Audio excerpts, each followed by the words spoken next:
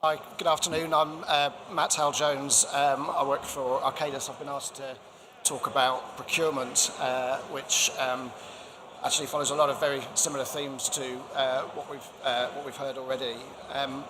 Very briefly, Arcadis, we're a design and consultancy practice. We're a global business.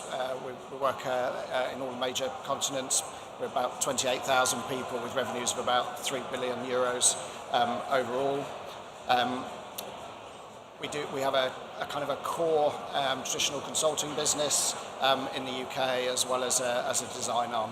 So we do project program management for our clients, cost management, but also architectural design, building services, engineering, and also in the conservation heritage and so on. In terms of where we are really with procurement, I think that there are some challenges, or at least perception of challenges around how we can procure. Cost being the first one. I think it's an interesting one here. So there's a... Oh, do I? Apologies.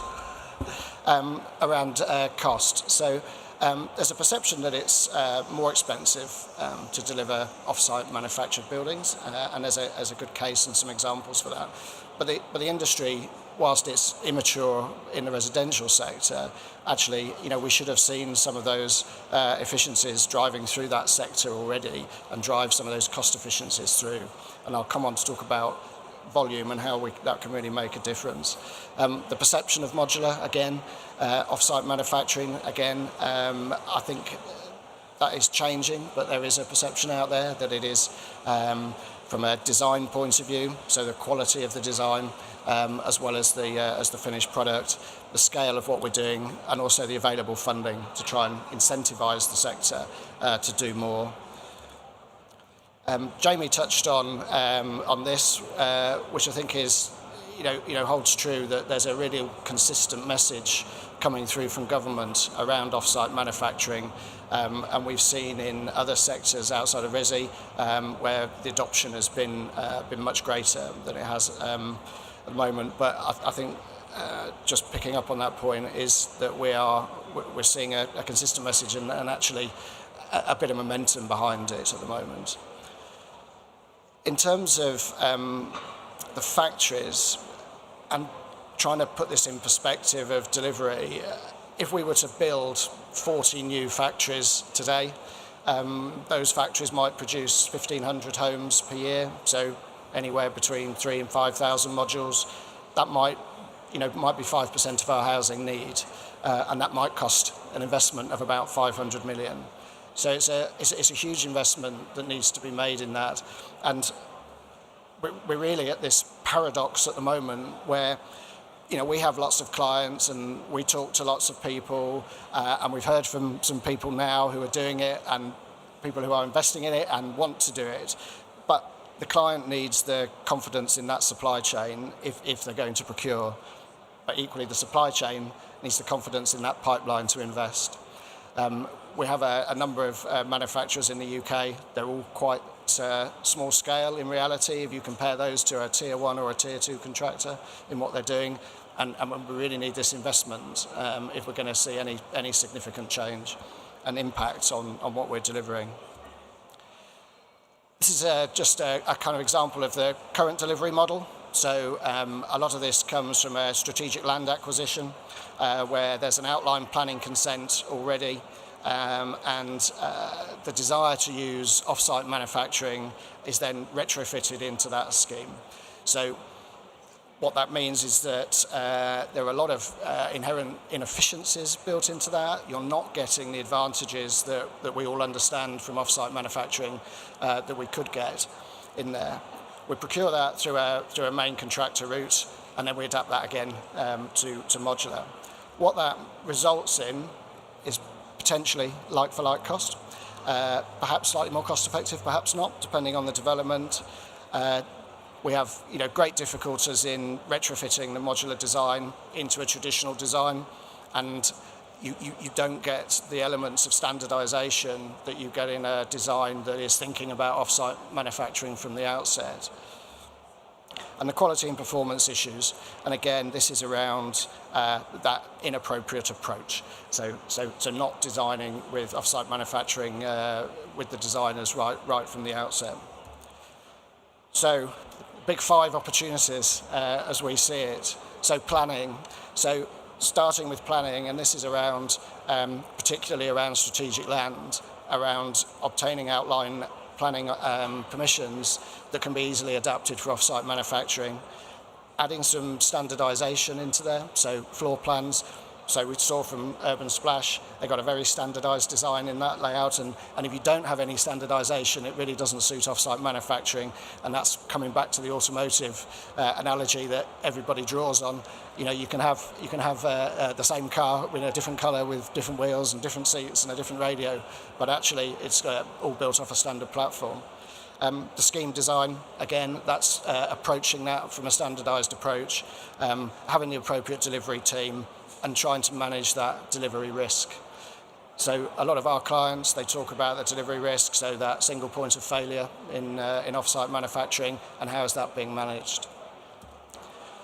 So in terms of procurement, we kind of like to split this into 2. So short-term adaptation, so this is where we are at the moment and how we can do it, and long-term transformation around how we procure. So smart single project procurement. So that tends to be the norm these days. Clients that we're working with is a single project. We want to use offsite manufacturing and how we're going to go about that. So the product needs to be easily, readily delivered using offsite manufacturing, optimize the use of modules. It needs to be designed for more than one offsite manufacturing solution, so you have to have some flexibility. You need to engage with that supply chain at an early stage of your procurement process and make sure that it's adaptable and you're not actually designing something that can only have one solution. Delivery side, so is that a construction manager maybe as an approach?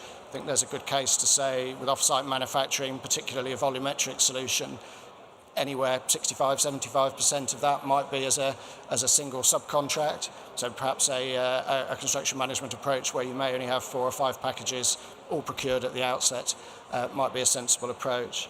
An available exit strategy. So this is coming back to that single point of failure. So what's the exit strategy should your supply chain not perform, or in the worst case that supply chain ceases to do business. And then plan around approvals. So again, the program for offsite manufacturing is very different to a traditional approach. So you need to align yourselves around that governance. The long-term transformation really is around a bundled smart procurement. So this is moving away from a single project and trying to look at it as a wider pipeline of projects. So that could include an area-wide approach to planning. So again, where that's where we might get some influence from a local authority. Early adoption of computational design and digital design, and we've just heard that. I couldn't agree more. I think with a standardized product using digital tools, you can get a long way down the design route at a very early stage, driving efficiencies, using that BIM model to go through the design process into the manufacturing process and into your asset process. And we saw on the graph earlier around those, if you start to consider life cycle costing, how you can see those improvements. A component and platform-based design. So we do see this in other sectors, starting to be adopted in the education sector at the moment.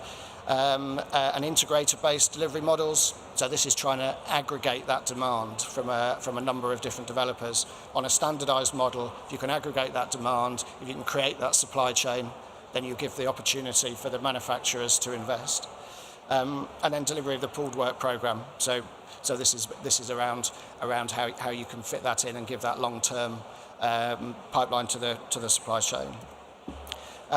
Just as a case study, really, this is a scheme in Manchester, which is a joint venture with Urban Splash. And the reason really I wanted just to show this is 156 units. This scheme was designed as a modular scheme right from the outset. So the architect in this instance was well versed in the technology and worked through that design process, early procurement of an off-site manufacturer, whilst not being fixed to a particular system in the delivery. So, and I think this is interestingly being delivered as a construction management project on the basis of what I talked about, of the low number of packages and the ability to be able to actually contract with all of those different packages at the same time right at the outset of the project because of your compressed construction program. And then potential for further savings as this rolled out as a standard design. The other case study I've got here is the ESFA. So this is the funding body for education. They started to adopt a modular approach to schools about 5 years ago, and they've now got to a point, and we touched on this earlier, around a presumption for modular for all new school developments now. And the idea behind this is that it's been really, really successful for lots of good reasons around schools, particularly around programme advantages and the ability to standardise very easily. But what that means now is that you can give with confidence the supply chain that pipeline.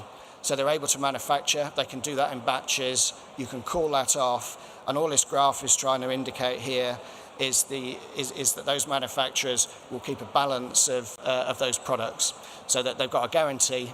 And when a school wants to an extension, then they can call those off. And what that's really doing is kind of driving the standardisation and the efficiencies in construction, really, pushing that through and suggesting that could offer a 17% saving against the way that those schools are delivering at the moment in terms of cost. And in this is sort of got to this point now. This is where it stands, and the next stage of this, which is under or starting to happen now, is a number of those modular manufacturers that sit in the supply chain are now working together on a standard platform of components. So the idea of that is trying to address the issue of that single point of failure again, where any one manufacturer can develop a product that is completely compatible with another manufacturer's. And I think if you get to a point where you have a standard set of components that you can do that, that's almost the best that we'll ever get to in terms of off-site manufacturing. So thanks very much.